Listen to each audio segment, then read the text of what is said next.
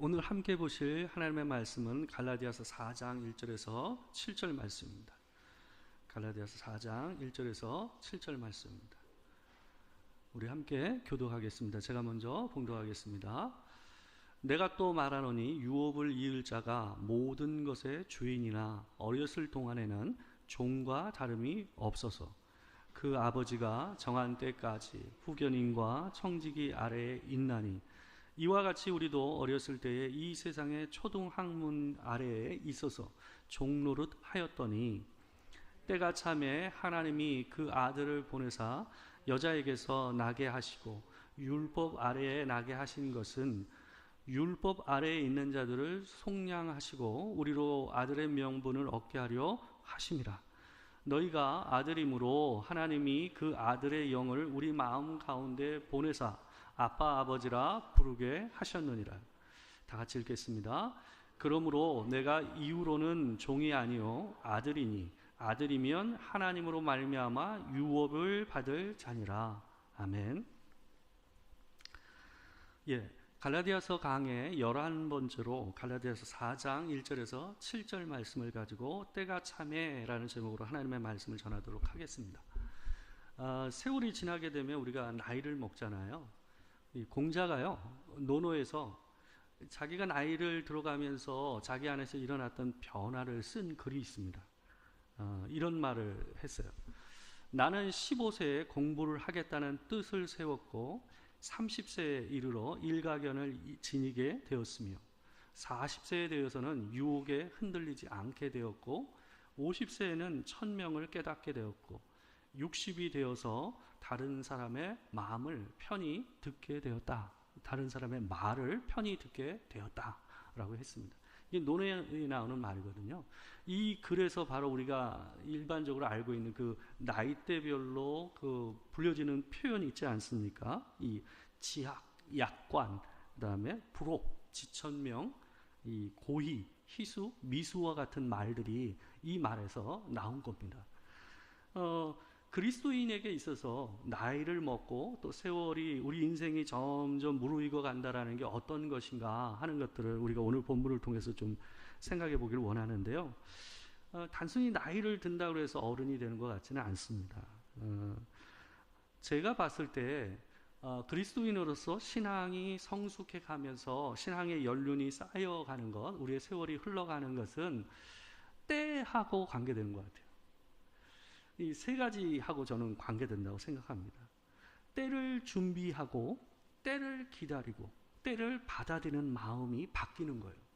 이 때하고 관계돼서 이 세 가지 태도가 바뀌는 게 신앙이 연륜이 성장하고 성숙해 가는 것과 저는 관계가 있다고 생각해요. 이게 알고 보면요, 하나님께서 우리를 구원하시는 과정이었습니다.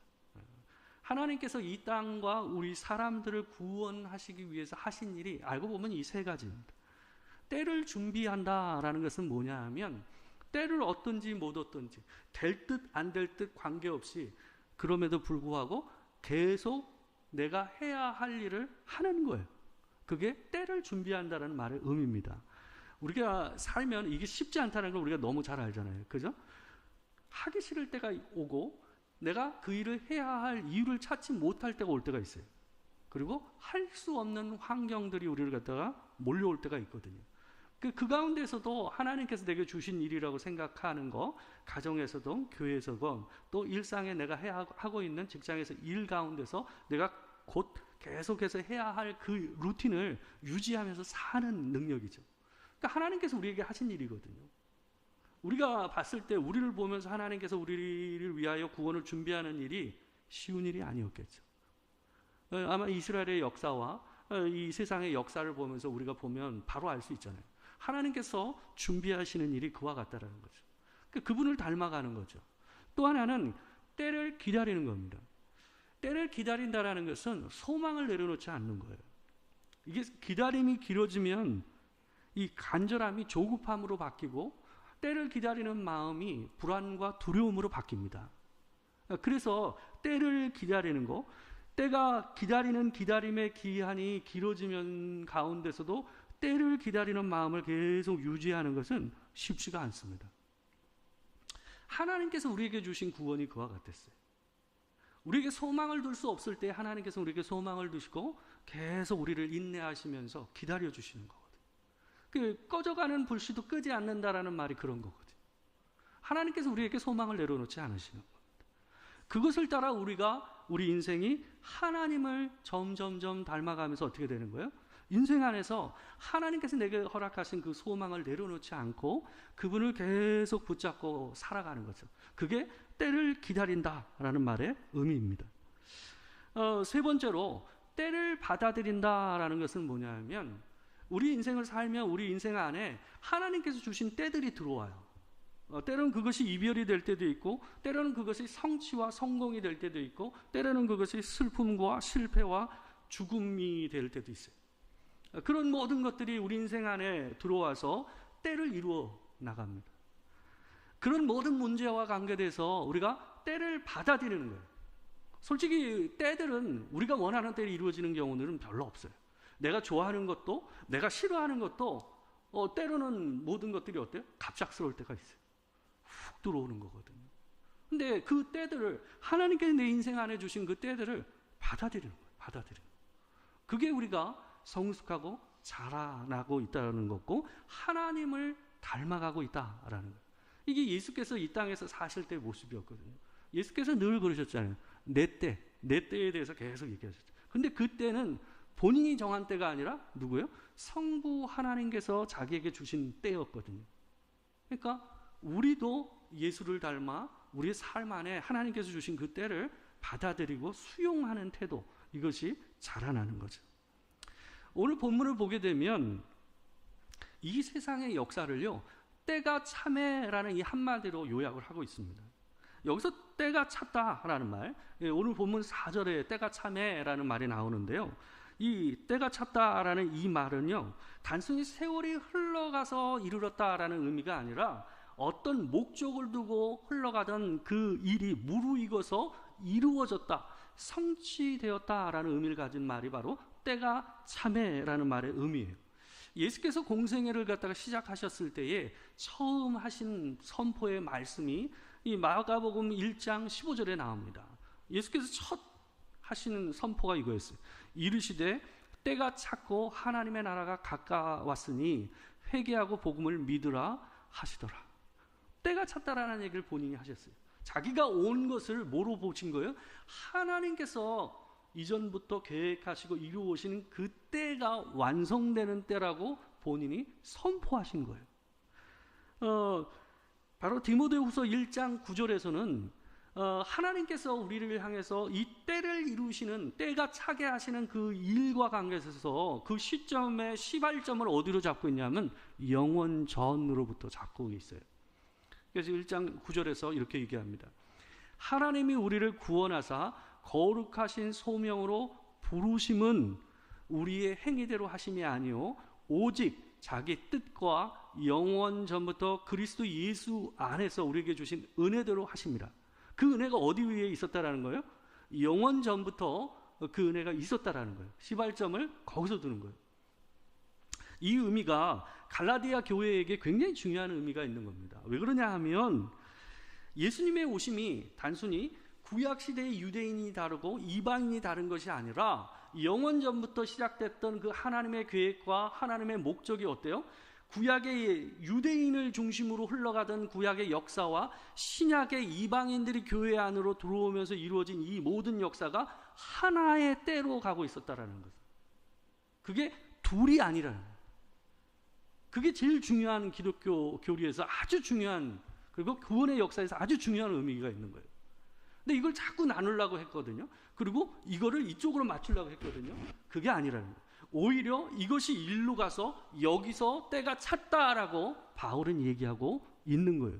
바울은 오늘 본문에서 그래서 이 때가 차는 과정, 구약과 신약의 이 때가 차는 과정을 갖다가 한 사람의 성장의 과정으로 비유를 해서 얘기합니다. 오늘 본문 그 1절과 3절을 보시게 되면 이런 말이 나옵니다. 내가 또 말하노니 유업을 이을 자가 모든 것의 주인이나 어렸을 동안에는 종과 다름이 없어서, 구약 시대를 이렇게 표현하고 있는 거예요. 그리고 3절에서도 이와 같이 우리도 어렸을 때에 이 세상의 초등학문 아래에 있어서 종로를 하였더니, 그러니까 구약시대의 유대인을 중심으로 돌아갔던 구원의 역사와 어때요?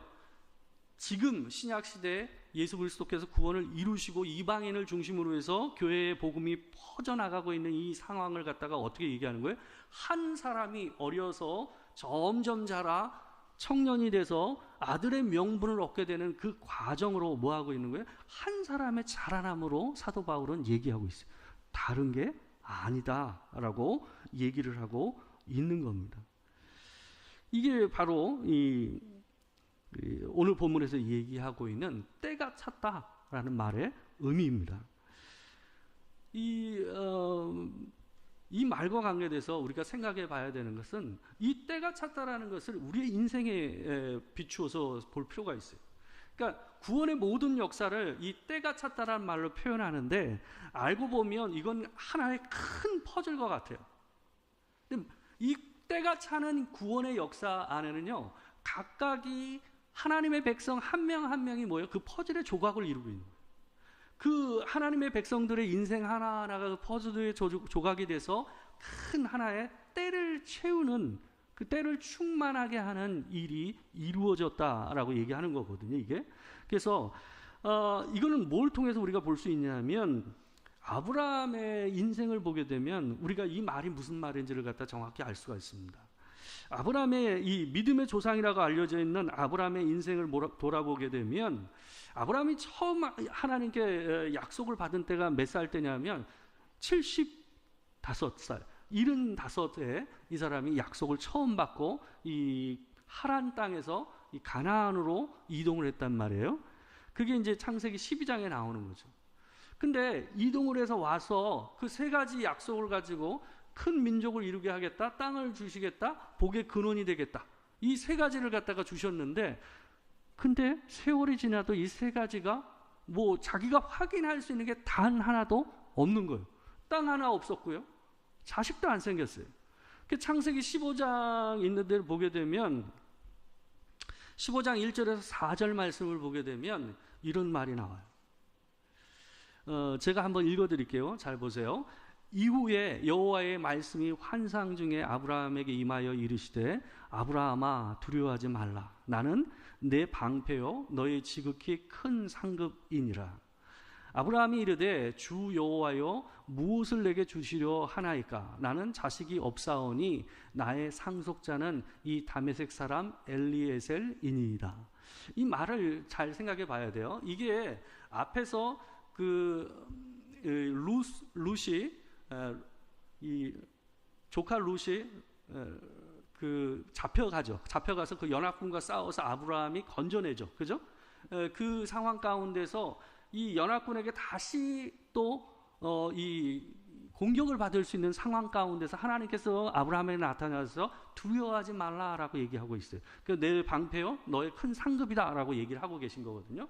근데 아브라함이 얘기하는 얘기를 보게 되면 아브라함이 하나님을 향해서 뭔가 서운함이 있다라는 걸 볼 수가 있어요. 이 보게 되면 뭐라고 하냐면 주 여호와여 무엇이 내게 주시려 하나이까. 나는 자식이 없사오니 나의 상속자는 이 다메섹 사람 엘리에셀이니라. 여기 다메섹 사람 엘리에셀은 누구냐면 그 집에 종 중에서 제일 위에 있는 사람이고요. 자기가 가장 신뢰하는 종이에요. 옛날에 혹간에 어떤 경우가 있었냐면 자식이 없으면 종 중에서 자식처럼 여기는 종을 갖다가 상속자로 세우는 경우가 있었어요. 고대시대 때. 그 얘기를 아브라함이 얘기하는 거예요. 근데 이걸 아브라함이 원해서 이 얘기를 하겠습니까? 지금 뭘 얘기하고 있는 거예요? 뭘 주시겠다고 하나님께서 얘기하는데 이 얘기를 꺼내고 있는 거예요. 뭐요? 하나님께서 약속을 지키고 계시지 않다라는 얘기를 이렇게 얘기를 하고 있는 거예요. 그래서 이 나오는 3절에서 아브라함이 하나님한테 이렇게 얘기해요. 아브라함이 또 이르되 주께서 내게 씨를 주지 아니하셨으니 자손을 자기한테 안 줬다는 거예요. 내 집에서 길린 자가 내 상속자가 될 것이니이다. 여호와의 말씀이 그에게 임하여 이르시되 그 사람이 내 상속자가 아니라 내 몸에서 날 자가 내 상속자가 되리라 하시고. 이게 지금 보통 이제 주석가들이 여기서 나이가 정확하게 안 나오기 때문에 추측을 하거든요. 보통 80세 정도 됐을 거라고 생각해요. 그러니까 약속을 받아서 이 땅에 들어온 지 몇 년이 지난 거예요? 한 5년이 지난 거예요. 짧지 않잖아요. 약속받고 5년 기다리기가 쉽겠어요? 그죠? 그래서 이 아브라함이 하나님한테 어필을 하고 있는. 근데요, 그러고 나서 19년이 지났을 때 하나님께서 아브라함에 나타나셨어요. 창세기 17장 17절에서 18절 말씀을 보게 되면 하나님께서 그에게 나타나서 그 앞에서 뭐라고 그러냐면 아브라함의 이름을 아브라함으로 바꿔주셔. 그죠? 원래 그 앞에까지는 아브라함이었어요. 그게 본명이야. 근데 이름을 아브라함으로 바꿔줘요. 그러니까 열국의 아버지라는 말이거든요. 그러니까 큰 민족의 아버지, 여러 나라가 다 너에게서 나올 거라는 것을 이렇게 표현해주고 있는 거거든요. 근데 이 사람은 기가 막힌 거죠. 그 말이 너무 이해가 안 되는 거예요. 자기가 99세예요. 근데 네가 이제 큰 열국의 아비가 될 것이라는 약속을 다시 얘기하시니까 아브라함이 엎드려 있다가 속으로 하는 말이에요. 17절과 18절 우리 같이 한번 읽어보겠습니다. 자, 시작. 아브라함이 엎드려 웃으며 마음속으로 이르되 100세 된 사람이 어찌 자식을 낳을까? 사라는 90세니 어찌 출산하리요? 하고 아브라함이 이에 하나님께 아뢰되 이스마엘이나 하나님 앞에 살기를 원하나이다. 이게 그 아브라함의 솔직한 표현인 거예요.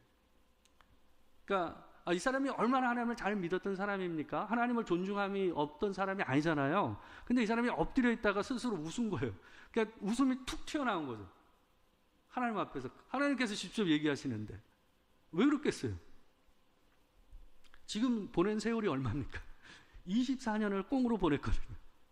약속하셨는데 24년을 꽁으로 보내고 자기가 99세야. 아내는 90세야. 근데 아이를 주시겠다고 하니 그 말이 웃기지 않을 수가 없는 거죠. 그러니까 자기도 모르게 툭 튀어나온 거예요, 웃음이.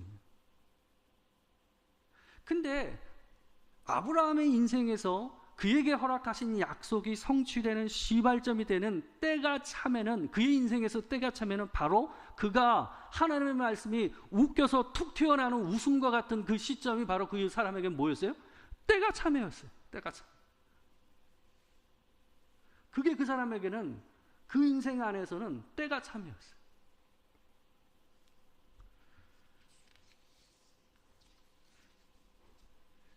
그 인생 안에서 모든 하나님의 백성들의 인생 안에서 때가 차는 과정도 그와 비슷한 것 같아요.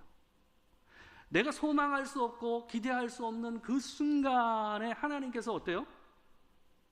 때를 채우시는 일들을 하신다라는 것을 우리가 우리 인생 안에서도 그 일을 많이 봐요. 왜 그러냐 하면 그때가 아니면 하나님이 하셨다고 생각하지 못하니까요. 웃음이 나오는 그 순간 하나님께서는 그 일을 이루시는 하나님이라는 것을 우리가 본문을 통해서 보게 되는 겁니다. 아브라함이 되는 과정은 결국 하나님의 때를 준비하고 그 때를 기다리고 그 때를 받아들이는 과정이었어요. 그러니까 솔직히 믿음의 조상이라고 하지만 그의 인생에서 그가 하나님의 그 말씀하신 약속을 받아들이는 게 받아들여진 것입니까? 아니었습니다. 솔직히 아브라함은 제대로 믿지 못했어요. 믿을 수가 없었죠. 믿을 수가 없었어요. 그가 믿을 수 없는 그 순간에 하나님께서 어떻게 하신 거예요? 진짜 믿음을 경험하게 하신 거예요. 아, 하나님이 쉬신 적이 없구나. 하나님께서 그 일을 이때만 기다리시고 그 일을 여기까지 오게 하셨구나 하는 것을 100살에 아브라함이 비로소 깨달은 겁니다. 25년이 걸렸어요. 그게 하나님의 때가 찼다라는 말의 의미입니다.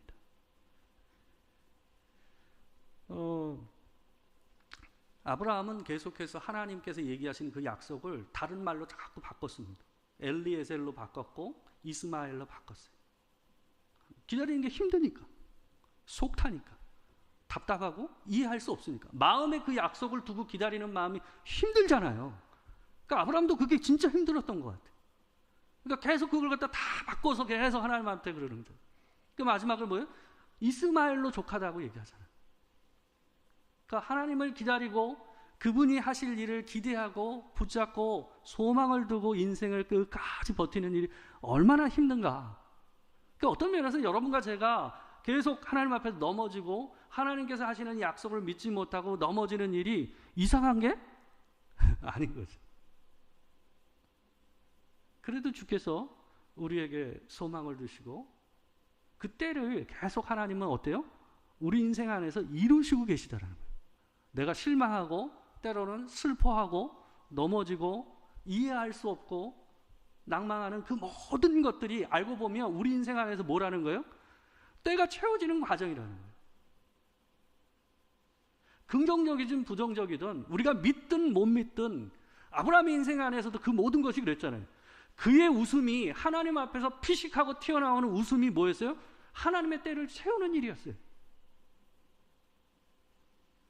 우리 인생에도 그런 과정이 있습니다. 실망하고 때로는 낭망하고 믿음을 내려놓을 때도 있고 때로는 하나님을 향해서 웃음이 나올 때도 있고. 근데 결국은 하나님께서 아브라함의 인생에서 어때요? 웃게 하시잖아요. 1년 전의 웃음과 다르죠. 그러니까 아들의 이름이 이삭이죠. 웃음이잖아요, 웃음. 그게 때가 찼다는 말의 의미입니다. 우리 인생 안에는 정말 버라이어티하고 다양한 일들이 돌아가요. 그죠?